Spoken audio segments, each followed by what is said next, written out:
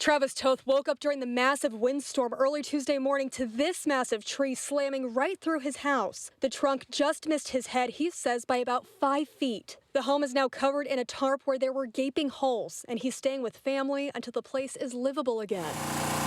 Neighbor Beetle Barrow tells KOMO News before she could borrow a generator from family, she had to get creative to bring light into the house. I had to pull out all of my Halloween decorations because those light up.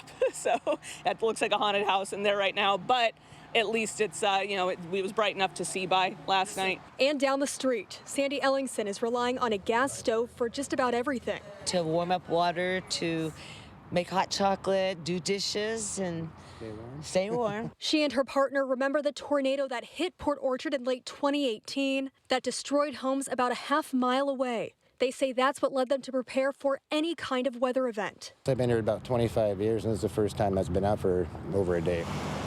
The PSE map estimated around 1,000 customers in Port Orchard would be in the dark until 9 p.m. Thursday night. But then their lights came back on about 30 hours earlier than expected. PSE reports that so far it has restored power to 91% of affected customers.